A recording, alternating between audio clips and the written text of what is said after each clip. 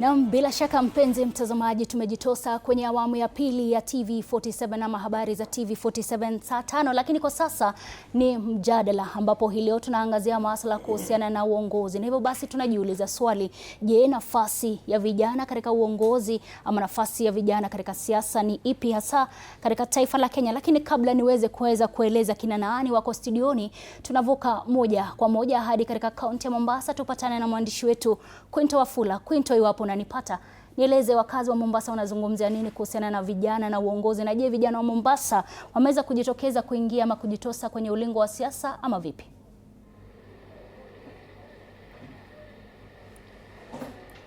Shukran sufufu mwenzangu Jose Mchiche Kariuki, na kujia moja kwa moja kutoka hapa kisiwani Mombasa. Jinsi ambavyo umesema, tunatayarisha ukumbi kwa ajili ya mada hii inayohusiana na nafasi ya vijana katika vyama vya kisiasa na vilevile katika uongozi hapa nchini. Na mhusisha mmoja wa vijana hapa ambaye ameonekana katika majukwaa mbalimbali katika kumbi mbalimbali akijitosa katika siasa na vilevile akiwa na azma ya kuingia katika uongozi, lakini atatueleza safari yake imekuwa vipi, na je, wanapewa haswa nafasi wanayohitaji ama wanayostahiki katika uongozi. Asante sana, karibia tu hapa, uanze tu kwa jina, utueleze jina ni nani? Kwa majina mimi ni Charles Mgenyi, na mimi ni kijana wa kaunti ya Mombasa, mzaliwa Mombasa, tumekulia Mombasa, tunafanyia kazi yetu kwa Mombasa. Naam. Charles, tumekuona katika majukwaa mbalimbali yanayoendana na siasa na uongozi. Je, vijana wanapewa nafasi haswa wanayostahiki katika uongozi? Kwanza ningependa kusema kuwa katika nchi yetu ya Kenya vijana ni takriban 70%. Naam.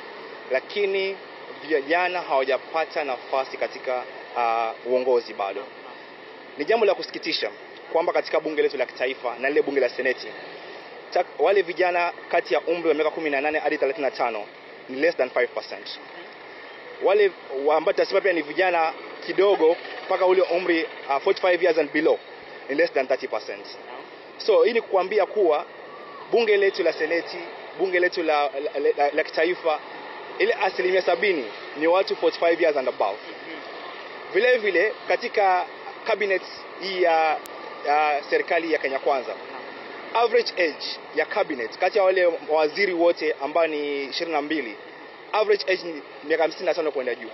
So inakuambia kabisa vijana bado hawajapewa nafasi katika uongozi wa nchi yetu. Kuanzia kwa siasa kisha yaingia katika uongozi, na huwa kunakuwa na nominations katika vyama mbalimbali. Je, ni vijana hawajajitokeza kuwania hivyo viti ama wamenyimwa nafasi hata katika nomination? Vijana katika siasa wanatumiwa kama wapambe.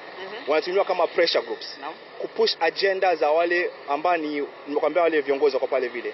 Tukija katika nafasi na nomination, utaambiwa mwanzo angoja kwanza, hujafika kwanza.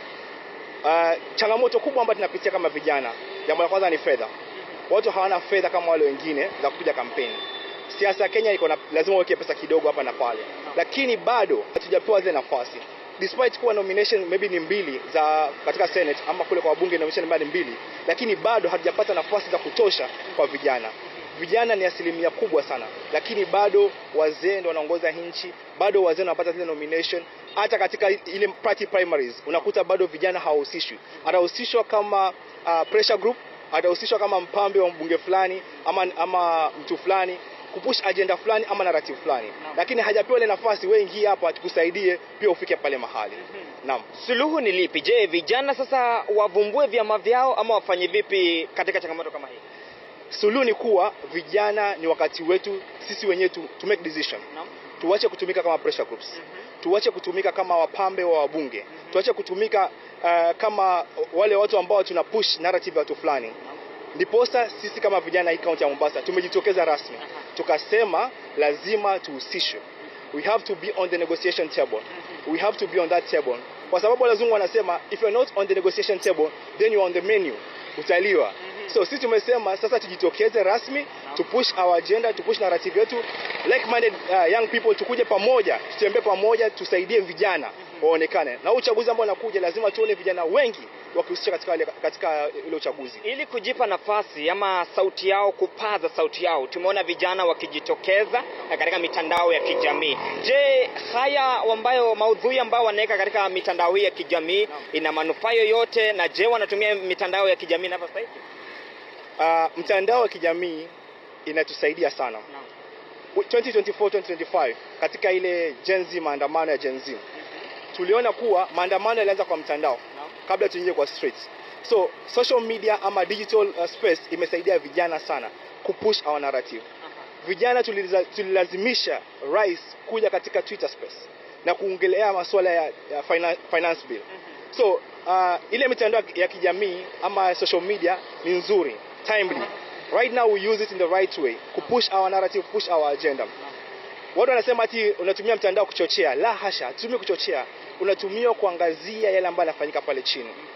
Kuna certain way watu wanajaribu kugag, watu wasiongee mambo fulani ama sema mambo fulani. Lakini digital space you cannot gag them. You cannot police what is being shared on social media. So social media inatumika kwa kisawa kabisa kupush narrative, kupush agenda.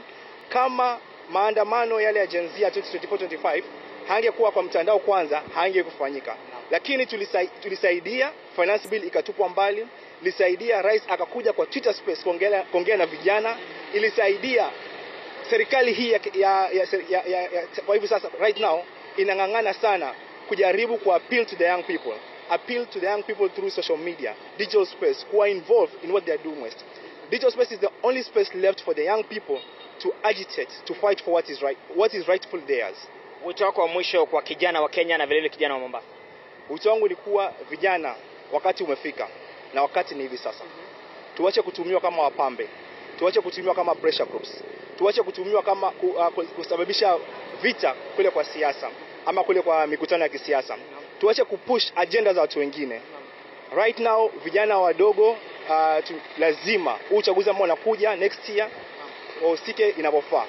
Wahusike kupush the narrative, wahusike kupigania viti vya kisiasa. Tuache kungoja nomination. Wanajua anangoja tu apewe nomination 2 ama 3, hapana. Tuache kungoja nomination. Sisi ni 70% na katika taifa letu la Kenya. 70% of the population, we have to take what is the rightful place on the negotiation table, in parliament, in senate na pia katika cabinet. Asante ndugu. Asante sana mwenzangu Cheche Justin. Hayo ni maoni yake mmoja wa vijana ambaye amejitokeza katika majukwaa mengi akiwarai vijana wajitokeze na kuchukua nafasi zao katika nafasi za uongozi. Wasisubiri tu kuambiwa kwamba watapewa, wajitokeze ili waweze kuchukua kile ambacho wanahisi ni nafasi yao ama kinastahili kuwa chao. Kutoka hapa kaunti ya Mombasa, mimi ni Quinto Wafula, naregesha usukani kwako Cheche.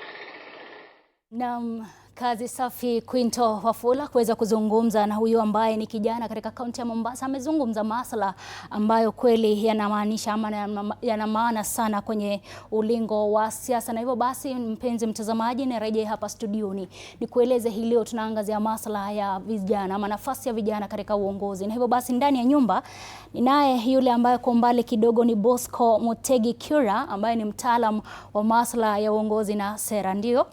Shukran sana na karibu kwenye runinga ya TV47 na studio zetu. Karibu na mimi ni dada ambaye jina lake ni Angel Mbudhia ambaye ni mwenyekiti wa Jubilee Youth League. Karibu sana na ujihisi ukiwa kwenye studio za TV47, hapa ni nyumbani. Hivyo basi, mpenzi mtazamaji, kumbuka hawa wawili watanisaidia kudadavua masuala kuhusiana na nafasi, ushawishi na nguvu ya vijana katika siasa na hasa uongozi wa taifa ama uongozi wa maeneo tofauti katika taifa la Kenya. Hivyo basi, turuhusu tu tuweze kujitosa moja kwa moja kwenye mjadala huu. Hivyo basi, nitaanza na wewe maana uko karibu na mimi.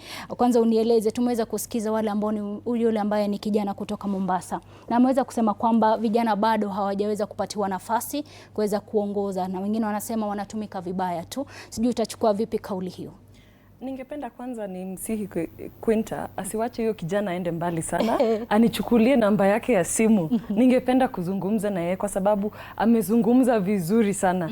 Na kwanza kitu ambacho amesema ni vijana wasikue pressure points na kukua ile mapambo. Unaona ile ati warembo na Josephine, ati vijana na Bosco, hiyo tunasema tunaweka kando. Sisi vijana ndio tunaendeza shughuli yetu. Na pia amesema kitu moja cha muhimu. If you are not on the table, you're on the menu. Lakini si pia tuna advance hiyo tunasema kwamba vijana, if you are not on the table, break that table. Because it is time we transform our nation from the forefront. Na tunasema kwamba hata hivi vyama vya kisiasa, tusivione kama ziko mbali sana na sisi kuzifikia. Ningeomba sasa vijana wajiunge na vyama vya kisiasa. Kwa sababu ukiangalia mambo ya uongozi, mambo ya kuenda kule bunge, kwa sababu mimi kama Angel Mbuthia, mimi kijana kiongozi wa vijana katika chama cha Jubilee. Nasema kwamba between us na Ruto kutoka ofisi ni bunge la kitaifa. Ndio. Vijana hatuko represented pale. Vijana ambao wako pale bunge hawawezi tosha kufikia ile wadhifa ambao tungependa kurealize kama vijana wa Kenya. Kwa hivyo lazima tujiunge na vyama vya kisiasa. Na tusiogope hizi vyama vya kisiasa. Kuna sheria, unaweza peleka chama yako ya kisiasa kwenye kotini. Unaona kama vile ODM wanapelekana, pia sisi Jubilee tulikuwa na hiyo hafla. Lakini sasa ningeomba vijana, unajua hata last election ya 2022, vijana walikuwa na issue kwa sababu ya mambo ya zoning. Unaona vitu kama hizo ndio zinafanya vijana na wanawake ndio wanakuwa the highly disadvantaged wakati wa mapinduzi ya kisiasa. Kwa hivyo ningeomba vijana wajiunge kisiasa as early as possible, kwa sababu hii Kenya yetu iko na over 80 political parties, vyama zaidi ya 80 na. Kwa hivyo wajiunge na vyama vya kisiasa, wawe delegates, kwa sababu kuna kitu kinaitwa NDC, National Delegates Convention. Hiyo ndio the highest decision making body ya chama. Na hiyo si mtu mmoja ama watu wawili ambao wanaamua mambo ya NDC. Ni vijana waende wajiunge na vyama as early as now, wawe members, wa contest grassroots elections ya vyama vyao, ndio waweze kuwa na vyeo katika vyama. Na waweze pia kusukuma wenyewe wawe katika National Executive Committee ambayo inaitwa NEC. Mimi I sit in the NEC ya Jubilee Party and I'm the only youth leader pale. Lakini pia tungekuwa na vijana wengi zaidi, tungeweza pia kuwa na more young people, sio tu wana represent docket ya youth. Tunakuwa hata na deputy party leader ambaye ni kijana, tunakuwa na deputy secretary general ambaye ni kijana. Kuna vyeo vingi sana katika NEC. Kwa hivyo vijana wajitokeze na wajiunge na vyama vya kisiasa. Zipo na ni zetu kujiunga nazo. Na pia tutarejea kwako utueleze labda wewe kama kijana ndani ya Jubilee ulipatana na vikwazo vipi wakati ambapo labda ulikuwa ukijiunga na ukiingia, lakini kwanza niende kwa yule ambaye ni Bosco. Bosco, tumeweza kumsikiza yule ambaye ni kijana kutoka Mombasa, na ndio kabla ya hiyo nikueleze maana takwimu inasema kwamba 75% ama ya IEBC ni vijana ambao ni wapiga kura, lakini ukifika bungeni asilimia yao ni 10. Je, shida iko wapi? Na pia unieleze kauli ya kijana yule unaiona vipi? Kuna ukweli kile anachosema ama vipi? Shukrani sana Josephine kwa mwaliko huu, na tena nashukuru sana kualikwa na dadangu hapa ambaye na mwenzi sana, namuona anaendeza vizuri sana katika uongozi. Na tena niseme kwamba ule kijana aliyezungumza amezungumza vizuri sana. In fact kama atapata nambari yake pia ningependa nipate ndio tuendeleze ya mambo ya vijana. Lakini na huzuni pia, na huzuni kwa vijana. Kwa sababu gani? Vijana kwa sasa hivi bunge lile letu out of 349 tuna wale ambao wanasemekana ni vijana ni around 31, which is around 8.9%, less than 10% ya wale wako pale bunge. Pia niseme kwamba kinachonihuzunisha zaidi ni kuwa vijana wana nafasi nzuri sana to leverage on technology, kubadilisha nchi, kubadilisha mfumo wa uongozi. Na ni vizuri wajitokeze kama tulivyokuwa tukiongea na dadangu katika uchaguzi. Usiseme tu nataka kubadilisha na labda hata ujipeane katika nafasi ya kuchaguliwa. Ni vizuri vijana wajipeane katika nafasi za kuchaguliwa. Pili, katika vyama. Dadangu amesema vizuri sana. Yeye ni NEC member wa Jubilee and she's the only youth member. That's something to worry about. sababu vyama ni vizuri waweke vijana katika nafasi ya uongozi na sio kuwasukuma tu kwa kona ati ni youth leader pale peke yake. Kama ni vijana na pia vijana kina mama ama wasichana wapewe nafasi za uongozi katika vyama. It was very worrying ukiangalia by elections ambazo zimepita mwaka uliopita na pia mwaka huu. Hakukuwa na mtu yoyote msichana ambaye ameshinda kiti. Kwa nini? Ni vizuri turudi tujiulize ni kwa nini hawawezi simama hizi viti? Wanaogopa, wanasukumwa, ni gunism ama nini inawapoteza? Lakini tena ukiangalia swali lilouliza kuhusu IBC. Ndiyo. Kumekuwa na IBC imefanya voter registration juzi. Wakasema vijana wakasema tuko kadi. Matokeo ya uchaguzi ya voter registration they are also worrying. Vijana mimi nilifikiria wana njaa sana ya kubadilisha mfumo, kubadilisha nchi na kwa hivyo nilikuwa na expectations ziko juu sana wajitokeze katika kuchukua kura. Lakini taarifa inayotufikia ni kwamba 33% ya waliojiandikisha kura ndio walikuwa below 35. Over 35%, over 35 and above walikuwa 67%. Inaonyesha kwamba watu ambao wamekomaa ama wanaosemekana kutoka 35 and above ndio walienda kujiandikisha kupiga kura. Na nilikuwa hapa studio siku nyingine nikasema hii tuko kadi. Nikasema tuko kadi inaenezwa na ambao wako na kura ama watu ambao wanaelewa kupiga kura ni nini wanaenda kuchukua kura.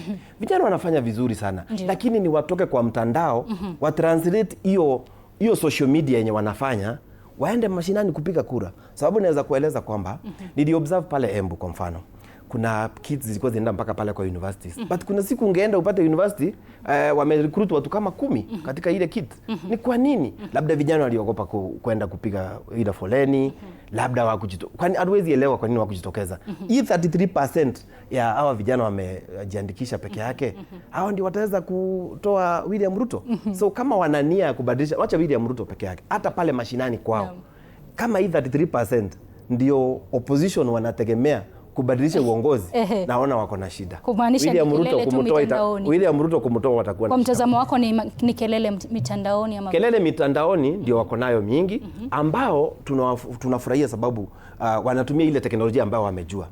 Mwanzo ni kueleze nina huzuni na hawa vijana sababu nikiangalia history hapo kwa wale viongozi walikuwa pale previously kama Rais Kibaki akawapea free primary education, akawapea Uhuru yake akawapea free secondary education. Sasa vijana wadogo kwa wengine inaonekana ni kama walizoea vitu za bure. Sasa nawahurumia sana sababu vitu in fact nimeona vijana anakataa mshahara ya 15,000. Anawacha kazi, anarudi nyumbani sababu alikemewa na bosi wake. Wanatuchekelea sisi millennials. Sisi tulizoea hii maneno ya kupambana hapa, unasomewa lakini tunataka hela usikae nyumbani upate stress. Unachukua tu hiyo 15, ukisonga ni usikae nyumbani. Sina ubaya na vijana lakini nahurumia tu kwa njia ile. Acha nirejee kwake Mbuthia. Mbuthia, sijui kauli ya Bosco inakukalia vipi, lakini kabla ya hiyo utueleze wakati ambapo wanajiunga, maana umesema swala nyeti hapa ni kuweza kujiunga kwenye vyama vya kisiasa, lakini tunajua kujiunga ni pesa. Je, kama Jubilee Youth League leader, wewe mnahakikisha vipi kwa kuona kwamba vijana wanajiunga na labda wakati ambapo wanaitishwa pesa kama hizi? Je, mmejiandaa vipi kama chama kuweza kuhakikisha kwamba vijana watapata nafasi licha ya wao labda kukosa pesa? Josephine, ningependa kusema kwamba kujiunga na chama chochote hii Kenya hauhitaji shilingi hata moja. Kama uko na simu yako ya rununu una dial *509# na hiyo unaweza kujiunga na ile chama ambayo unataka, sababu *509# ni platform ya ORPP, Office of Registrar of Political Parties. Unaweza enda pale vile unanunua bundles na simu yako, ndivyo tu pia unaweza kujiunga na chama cha kisiasa ama pia uweze kujiondoa na mahali ambapo umeona haufai ama umebadilisha. Kwa hivyo mambo ya kujiunga na chama cha kisiasa it's very open. Mimi ningependa kwanza kumfurahia party leader wangu Uhuru Kenyatta. Amekuwa very open na very vocal akisema kwamba vijana wamekaribishwa katika chama cha Jubilee. Amewa invite katika chama cha Jubilee, ameongea sana akisema vijana lazima wachukue uongozi. Yeye ni kuretire, ana retire, ameshaongoza Kenya hii kama rais wa Kenya wa 4 na sasa anataka kujiondoa, ndio vijana sasa waingie na wachukue chama cha Jubilee. Na pia kuna swala la kuweza kupatiwa direct ticket ambalo limezua utata kidogo. Mambo kama hayo sasa ndio mambo naambia vijana wajiunge na vyama vya kisiasa kama delegates. Kuna ile hafla inaitwa National Delegates Conference na inafanyika kila wakati. Kama sasa vyama vyote venye zitakuwa na candidates zitaweza kufanya their 1 year to the elections NDC. Hiyo ni lazima. Na hapo ndio wataamua mambo kama hayo. Kama itakuwa negotiated democracy, kama itakuwa kufanya primaries, hiyo ni vyama ambavyo vitakubaliana. Na sasa kama tunaongea mambo ya coalition, kuna ile pia kuna some ideas zenye zinakuja kutoka kwa members. Kama tuko kwa United Alternative Government, tunaenda sisi wote primaries pamoja. Hiyo ndio proposal ambayo iko katika nyadhifa zetu za United Opposition. Tuache kufanya kila chama iache kufanya primaries peke yake. Sisi sote tuungane. Wakati huu ukifika ndio sasa kama Angel anasimama na Jubilee, Bosco anasimama na PLP, sisi wote tunakuwa kwa ballot paper karatasi moja. Ule ambaye atapatiwa ndio atakuwa the United Alternative Government. Na pia wacha nimrudishie rafiki yangu Bosco. Nimwambie kwamba hafla ya kumtoa William Ruto ni hafla ambayo iko intact. na Josephine, wacha nikuambie, vijana wamesema na wamenena mambo mengi, lakini wahenga hawaamini. Vijana wametokea na ngeli mpya ambayo inaitwa 2 term. Na matumizi yake ni hivi: 2 term poa, 2 term kimbiza, 2 term fikisha mpaka Sugoi. Josephine, nataka niambie msimamo wako na msimamo wa Jubilee. Mambo ya vijana ya Kenya wameshaamua vilivyo. Kumbuka kwamba ni msimamo wa Mbuthia na pia ni msimamo labda wa Jubilee ambacho ni chama ambacho kinaongoza na aliyekuwa Uhuru Kenyatta. Lakini nitarejea kwako Bosco. Unieleze serikali kwa sasa, kulingana na vile umeweza kuzungumza, umesema kwamba vijana bado kwako ni kama hawafanyi vile ambavyo inafaa. Lakini kuna wale ambao wanasema ni kama serikali kwa sasa inaogopa kwamba vijana wanakuja na ile nguvu ambayo labda haiwezi kustahimili. Wakati ambapo tumekuwa na maandamano, tumeweza kuwaona wakipaza sauti. Je, hilo haulioni ni jambo ambalo labda linaleta impact yote kwenye siasa za Kenya? Shukrani sana kwa swali hilo. Niseme kwamba ni vizuri vijana waelewe Kenya inaendeshwa kwa mujibu wa sheria. Na ndivyo tunavyosema kwamba pia nimeona wameelewa kwa wakati huu.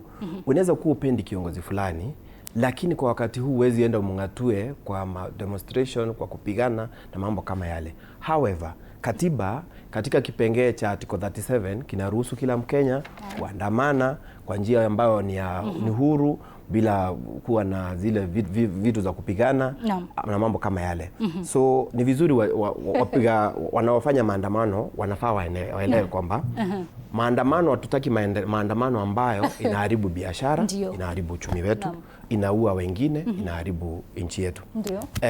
Tukiangalia vijana walivyokuwa wakifanya haya maandamano, kwa wakati mwingine imekuwa yakiingiliwa na zile wanaita goons na watu wakaharibiwa mali zao. Ndio umeona recently haya maandamano yameitwa juzi, watu hawakuweza kutokea wengi kwa sababu wewe kama unamfanya biashara na umechukua loan kwa mfano ndio uweze kufinance biashara yako, ni vigumu sana uruhusu ama hata hiyo siku watu wakufungua biashara kwa sababu ya ule uoga.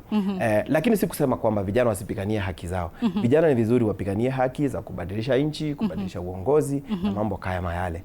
Lakini wanapofanya lile ni vizuri wajue serikali kwa sasa hivi kama serikali ya Kenya Kwanza nimeona ina mipango ambayo imepangilia vijana kama ile Nyota, kuwa empower, kufanya biashara, kazi za affordable housing, kazi majuu na mambo kama yale. In fact juzi tumeona wakati rais amekuwa pale Tanzania, Suluhu amemwalika rais kuchapa vijana viboko. Rais hakuzungumzia ile mikwaju.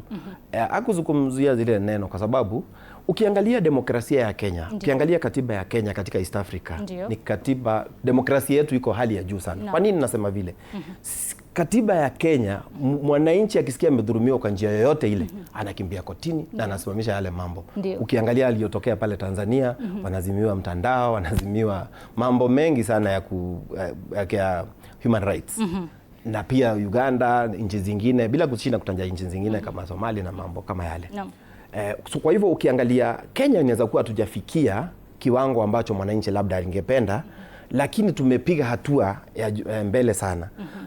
Na ijulikane kwamba nimesema kama kuna njia yoyote ya kubadilisha nchi ni kuchukua kura katika ballot. Na ndivyo nimesema imenihuzunisha. IEBC walikuwa na target kama hii mass voter registration ya 2.5 million voters. Walichukua wangapi? 1.3. Na walikuwa short na ukiongeza na zile zingine walikuwa na shortfall ya around 154,000. Kama vijana wana njaa sana ya kubadilisha nchi, mbona wakujitokeza kuchukua zile kura?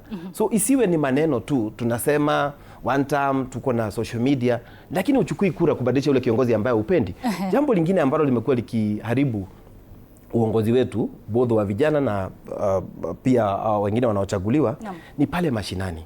Wakati mpiga kura anasema wacha nimchague pia yeye aende afaidike. Wacha tumbadilishe Mbuthia na tujali tunambadilisha na nani? Ndio. Tunataka tubadilisha tu Mbuthia atoke kwa kiti. So iwe ni wanasemanga uwe ni kondoo ama ni nani amesimama, bora tubadilishe. Hapo ndio kuna shida. Sababu kibadilisha tu ndio tubadilishe, unapata nilisikia wengine wakisema which is true, tuna promote mediocrity. Mtu ambaye tumepata kiongozi ambaye amekuwa hapo afanye kazi, mnambadilisha na mwingine ambaye hata ndiye hawezi kabisa. Pili, shida ya huyu ni mwizi, aliiba pesa za umma, akaja kwetu, akiguswa tu kidogo huyu ni mwizi wetu. Sasa kama mmechagua mwizi wenyu, akianza kuiba mnyamaze. Mkimchagua huyu mwizi wenu, kumaanisha wewe hauna imani yote na ushawishi wa vijana ama nini? No, sina unajua ni vizuri tuchambue haya mambo yalivyo bila kuficha. Nasema vijana, nimesema they have a chance to leverage on technology. Hiyo wanatumia mitandao. Lakini mitandao si hapa mitandao tu. Wamefanya mitandao na waende wachukue kura na siku ya kupiga kura wapige kura. Ukiangalia voter apathy ilikuwa 2022. Ndio. Kwa ufupi sana. Hiyo voter apathy pia ilisababishwa na vijana. So kama vijana wanataka kubadilisha, wajitokeze kupiga kura. Naam, shukrani sana. Tukanyagie hapo kwamba kwanza tuweze kusikia wakazi ama Wakenya wanazungumza nini kuhusiana na swala hili. Hivyo basi, mpenzi mtazamaji, kwa sasa niweze kukupeleka moja kwa moja nyanjani tuweze kusikia Wakenya wanazungumzia nini kuhusiana na mada yetu ya siku ya leo. Tuweze kuungana naye Laban Shikokoti. Laban, wapo unanipata, tueleze wakazi wa Kula wanasema nini kuhusiana na mada ya siku ya leo. Vijana wa Kula wameweza kujihusisha na siasa ama vipi? Na bila shaka nipo katikati ya jiji la Kisumu leo hii tukiwa tunaangazia tu nafasi ya vijana kwenye siasa za humu nchini. Je, vijana wameshirikishwa vilivyo na wana uwezo kuchangia katika masuala ya kisiasa? Hapa nina kijana ambaye anajihusisha na siasa katika eneo hili la Nyanza. Njoo tu kidogo, hebu mueleze Mkenya wewe ni nani na iwapo unahisi kwamba vijana kama wewe wanapewa nafasi kushiriki kwenye siasa za humu nchini. Asante sana mwenzangu. Jina langu naitwa Jijo John. Mimi ni kiongozi wa wanafunzi katika chuo cha KIM, lakini pia mwanasiasa katika kaunti hili la Kisumu na ng'ang'ania Kisumu West MP seat 2027. Hoja ambalo umeleta ni hoja nzuri sana, na tunahisi kwamba vijana muda nyingi wanatumiwa tu kama daraja na wanasiasa ambao muda mwingine wanasahau wakishapata viti ambavyo wanavitaji.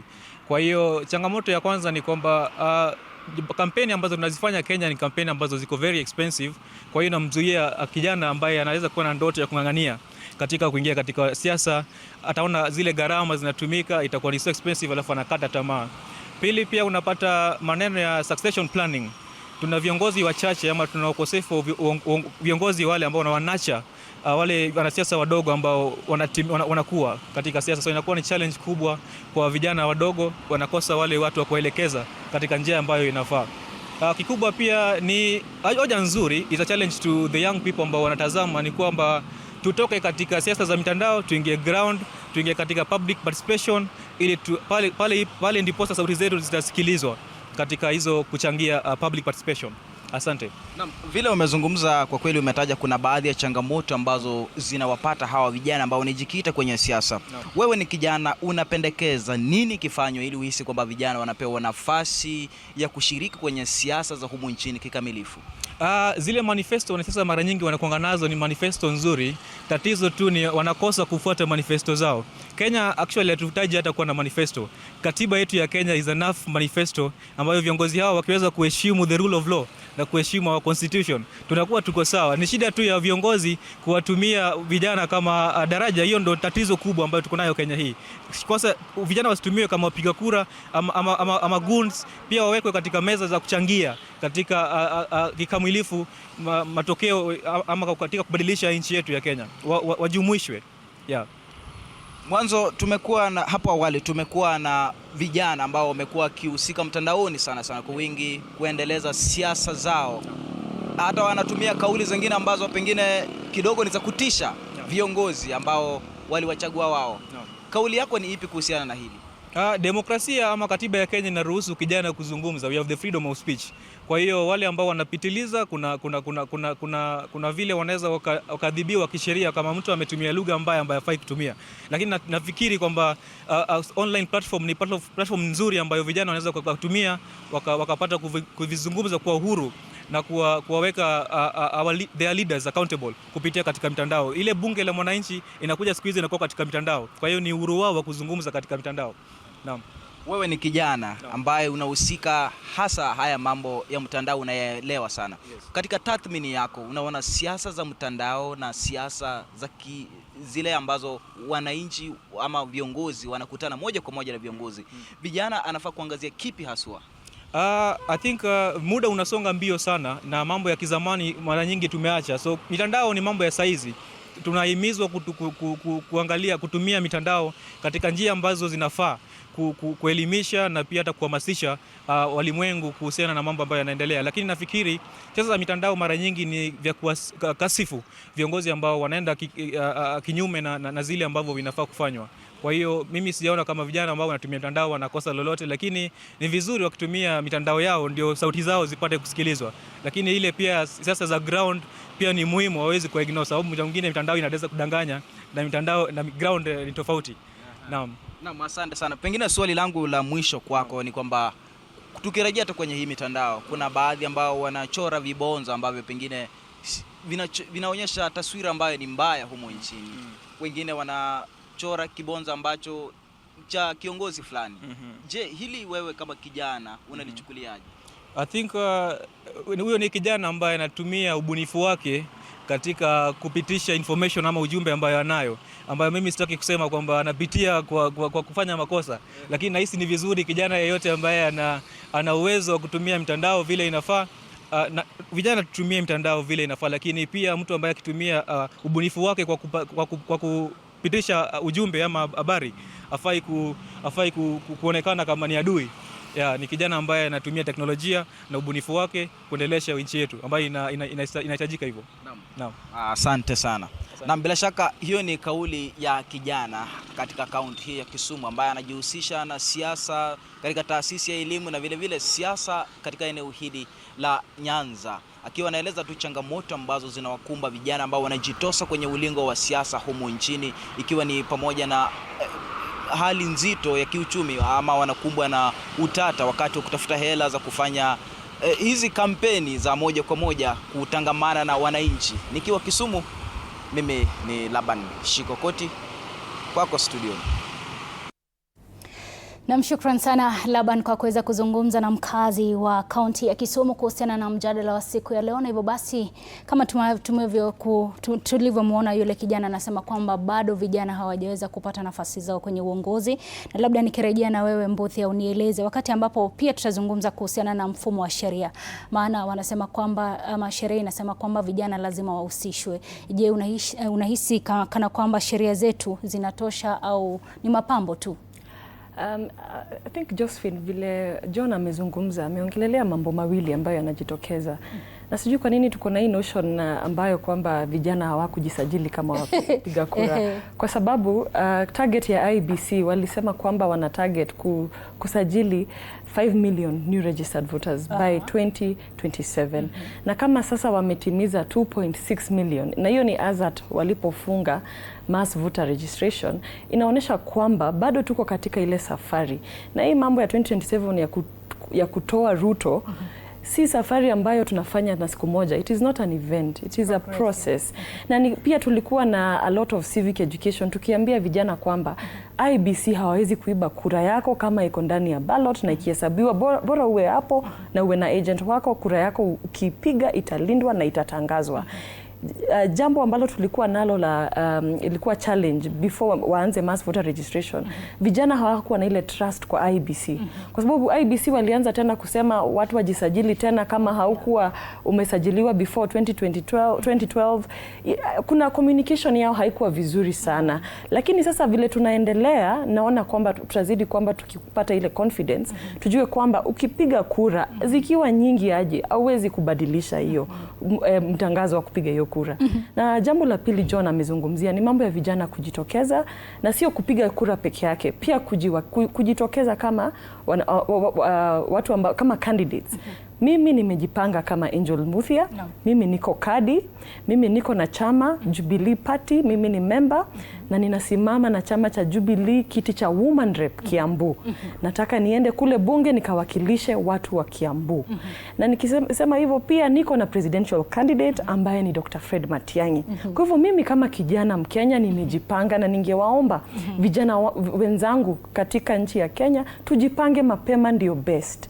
Kwa sababu tukingojea mpaka ifike kipindi cha lala salama, ati hapo ndio unakimbia kujisajili, ndio unakimbia kutafuta candidate, ningeomba vijana watafute pia, wafanye mambo mawili: adopt a candidate and adopt a polling station. Tafuta ule candidate ambaye kama wewe usimami kiti, kwa sababu sio lazima sisi wote tusimame.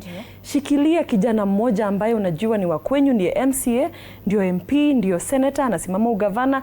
Shikilieni hao vijana waende door to door. Na John pia amesema, John kutoka Kisumu anasema kusimama kiti Kenya is very expensive. Na imekuwa very expensive kwa sababu ya hii hafla ya kupatiana pesa. Kwa sababu kama kuna cost ambayo inafaa ikuwe tu yenye wewe unagharamia kama candidate, ni movement yako peke yake. Ujue utatoka hapa door to door, utaenda vipi, upate maji ya kunywa, kama ni transport ya matatu yenye utaingia, kama ni baiskeli. Hiyo ndio inafaa ikuwe your biggest headache, na pesa yako ya nomination. Lakini pesa ya kupatia wananchi 1,000 wapange foleni, hiyo hatutaweza. Hata mimi kama Angel Muthia, kaunti ya Kiambu ambayo natafuta kura karibu 1.5 ndio natafuta katika kaunti ya Kiambu. Ikiwa ati nikupatiana 1,000, hata tukishikana hapa hiyo itakuwa ngumu kama vijana. Tunarejea pale ambapo wanasema siasa za Kenya ni pesa. Na wengi wanaogopa, vijana wengi wanaogopa, maana wanaona sina pesa. Kwa basi nitaogopa, sitaenda kuingia. Hiyo narrative ya siasa ni pesa ni narrative ambayo inaletwa na serikali. Kwa sababu serikali imeamua kwamba itatumia pesa zetu kufanya mambo ya by elections na mambo ya kisiasa. Ukiona William Ruto ana propose apewe 17 billion per year office of the president, ni pesa ya nini? Ni ya kufanya mambo kama by elections ya Olkalau. Na ningependa kuambia Wakenya, kama hiyo siku ya elections ya Olkalau na hii ya Emuru Dakir, kama hiyo siku unajua utahitaji government services, tafadhali wachana na government services. Government services zote, ma PCs, ma DO, ma chiefs, nchi yote ya Kenya watakuwa kule, wamekamp kule, na watakuwa wanatumia pesa zetu za wananchi. Hizo 17 billion, hiyo 17 billion ndio wanatumia kufanya by elections, kufanya bribery. Kwa sababu kama ni by election ya constituency kama ya Olkalau, watu 5,000, serikali inaweza wapatia kila mtu 5,000. Hiyo ni pesa kidogo sana. Ni pesa kidogo sana kwa serikali. 5,000 times 25 million ndio inatumia kufanya. Hiyo ni pesa kidogo sana kwa serikali. Na unaona wameitisha 17 billion ndio waweze kugeuza. Sasa kama wewe ni candidate na unasimama na opposition ama unasimama na chama ambacho sio ya serikali, utaweza aje kufikisha 5,000? Hiyo ni narrative ya serikali, na ndio maana anasema tushikane kama vijana, tusaidiane, tusapotiane, na kwa juu zaidi tufanye kitu inaitwa civic education. Kwa sababu hii serikali yetu haiko katika upande wetu. Naam. Shukran. Kidogo Bosco, unieleze kuhusiana na mfumo wa sheria, unahisi vipi? Ni mapambo tu ama kuna impact yoyote kuweza kuhakikisha kwamba vijana wanahusishwa hasa? Takueleza vizuri kuhusu sheria, lakini kwa sekunde moja niruhusu nikupea takwimu za before 2022. Between 2017 and 2022, IEBC walikuwa na target ya 6.5 million voters. Waliweza kusajilisha only 2.5 million voters. Kwa sasa hivi wako na target ya 6.3 million voters. Kwa sasa hivi tumeona wanasema wamesajili around 2.3 million voters so far. Na hii mass voter registration ndio nimesema walisajili 1.3. Naam.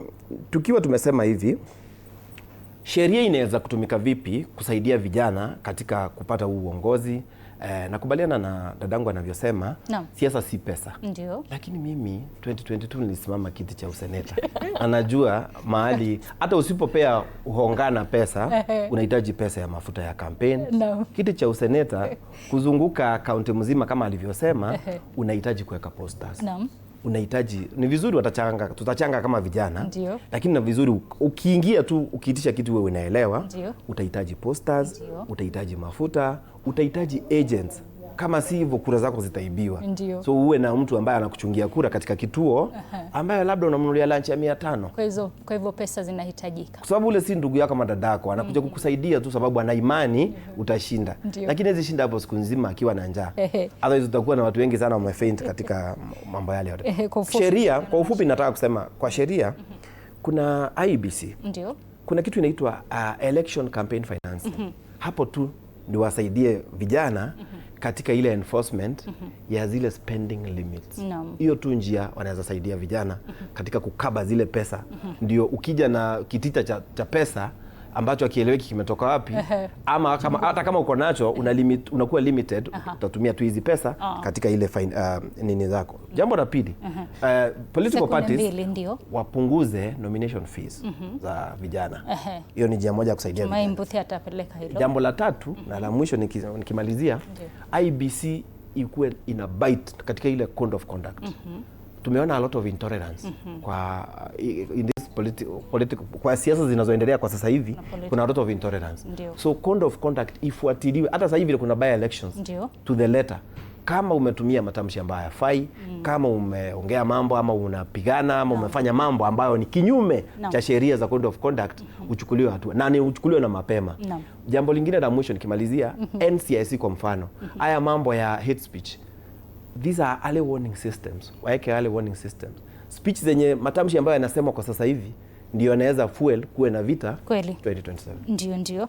Hivyo basi shukran sana, lakini kwa sasa tunavuka moja kwa moja hadi katika kaunti ya Nyahururu ama eneo la Nyahururu tuweze kupatana naye mwandishi wetu Laban Muhinda ambaye atazungumza na wakazi wa kule. Laban, iwapo unanipata, tueleze wakazi wa Nyahururu wanasema vipi kuhusiana na masuala ya uongozi ama vijana katika uongozi, na je, vijana wa Nyahururu wamejitosa kwenye ulingo wa siasa ama vipi? Naam, Chichi, shukran sana. Ninakupata kwa njia ya mbashara zaidi nikiwa hapa mjini Nyahururu, huku ni kaunti ya Laikipia. Nami hapa ninaye tu kiongozi wa vijana kutoka mji huu wa Nyahururu ambaye vile vile ningependa kumuhusisha katika mjadala wa siku ya leo. Tusikie yeye kama kijana na hisia zipi kuhusiana na mjadala wa siku ya leo unaozungumzia nguvu ya vijana katika siasa za Kenya. Karibu ndani ya TV47, tutasiongea hapa kisha baadaye ukianza kwa majina tueleze wewe kama kijana unahisi nafasi ya vijana wenzako katika siasa za Kenya ni gani? Okay, asante sana TV47. Kwa majina mimi naitwa Rogers Kelly, lakini yenye najulikana hapa Nyahururu ni Joey. Joey ni mkazi wa Nyahururu town, tena kama kijana mgombea kiti cha MCA hapa Nyahururu Igwamiti ward. Asante sana TV47 kuuliza swali kama hiyo.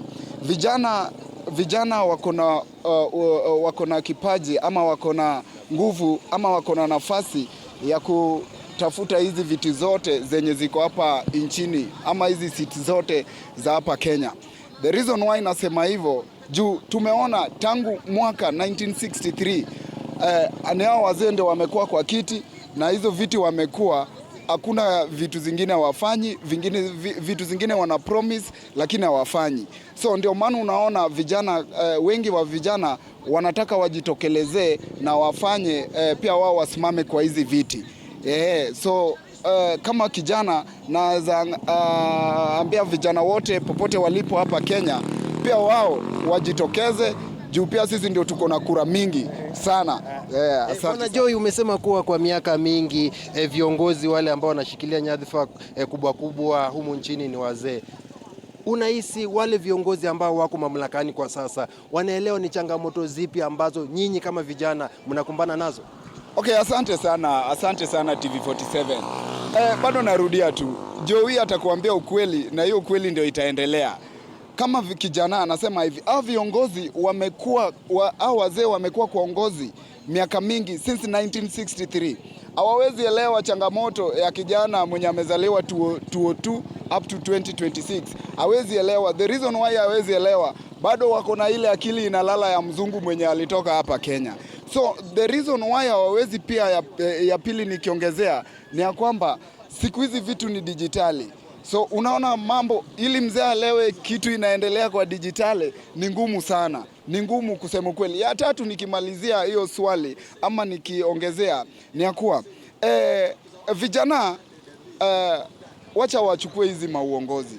Juu wako na hiyo nafasi, tena wako na hiyo kipaji ya kufanya kazi katika hizi maofisi. Sioni shida yoyote juu tumesoma, tumeenda shule. We are not educated but we are learned people. So hakuna, afadhali watupatie chances pia sisi tuongoze. Wasikwamilie kwa hizi maofisi. We are capable. Kwa hivyo kwa kifupi tu matumizi ya mitandao ya kijamii kama vile TikTok, Facebook na mitandao mingine ya kijamii, tunaona kuwa vijana wengi wamejitoza sana katika mitandao hii ya kijamii. Wanaitumia kwa njia ya kuelimisha au wanatumia kwa njia ya kuleta migogoro ya kisiasa humu nchini? Asante sana. TV47 nimefurahia na nyinyi. Mko na swali tamu. Inafaa mtafute vijana nchi kote muwaulize maswali. Unajua kwa nini vijana wanatumia mtandaoni? Reason, unajua kama hata si kijana, kumbe singejua polisi anaishi kwa kikombe. So sio kwa ubaya. So hii mtandao ni atutumia ati tuko na ile kuinsight nini ama nini. Tunaitumia ili tuonyeshe wengine wenye pia wajui. Juu unaweza pata mtu ajui katiba, ajui constitution ya Kenya.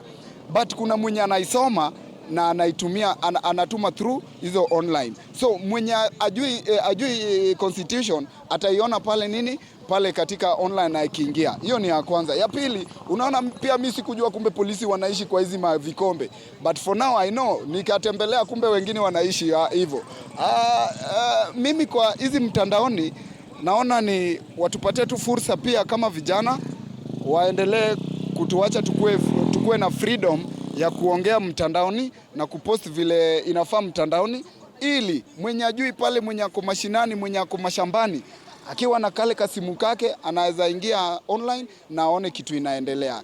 Yes. Asante sana. Naam, Chichi, kama vile ambavyo umesikia, hayo ni maoni ya kijana mmoja kutoka mji wa Nyahururu akisema kuwa wao kama vijana wana nafasi ya kutosha au wana wajibu wa kuhakikisha kuwa ifikapo mwaka 2027 wameweza kujitoza katika ulingo wa siasa ili kuchukua nyadhifa tofauti siasani. Kutoka kwangu mie Laban Muhinda nikiwa hapa mjini Nyahururu, huku ni kaunti ya Laikipia. Sina la kuongezea la kuregesha usukani kwako Chichi. Na shukran sana Muhinda kwa kauli ya yule ambaye ni mkazi wa kaunti ama eneo la Nyahururu. Ana mbwembwe kweli, lakini ameweza kuzungumza vizuri kuhusiana na nafasi ya vijana katika siasa. Lakini kabla niweze kurejea hapa, tuvuke moja kwa moja hadi katika kaunti ya Turkana tuweze kupatana naye mwandishi wetu Mika Kitio aweze kutueleza, je, wakazi wa Turkana wanasema vipi kuhusiana na mada hii na labda iwapo vijana wa kule wameweza kujitosa kwenye siasa. Mika?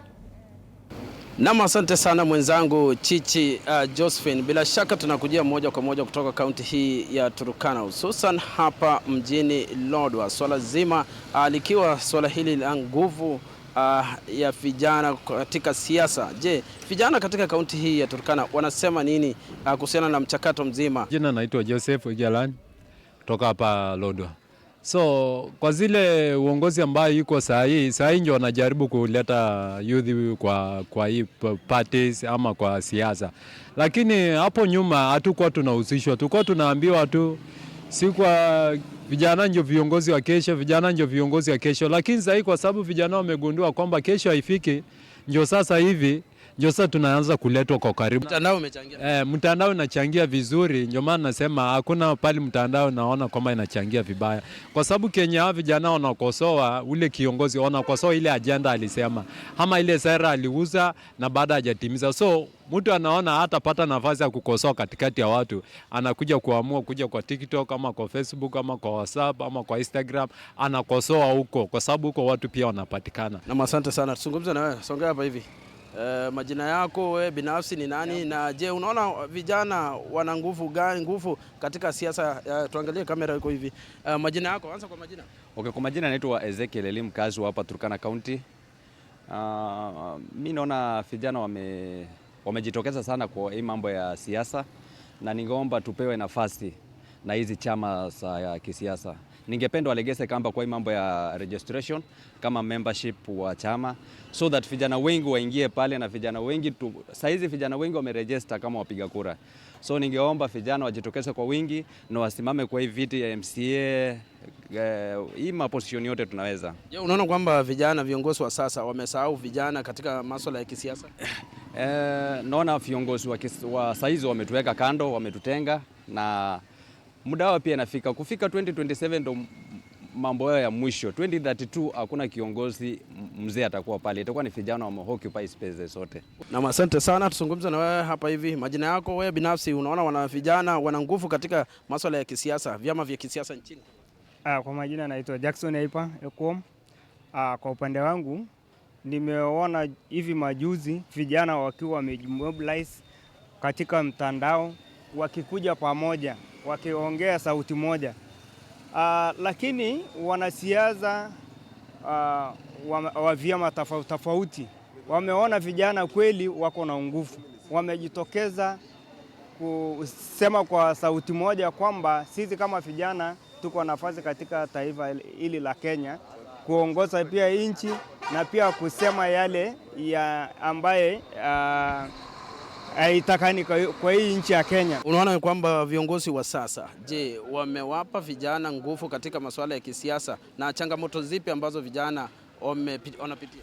So kwa hivyo hakuna nguvu yote ambayo vijana saizi wako nayo, kwa sababu vijana wengi saizi wako nyumbani. Wale ambao wanasoma pia saizi wengi wako nyumbani, pia wako na vyeo ambayo makaratasi ambayo wako nayo kwa masanduku ambayo inakaa na wana kazi. Unaona kwamba pengine mitandao ya kijamii, je, itasaidia vijana kuingia katika masuala ya kisiasa na kuchaguliwa mwaka ujao?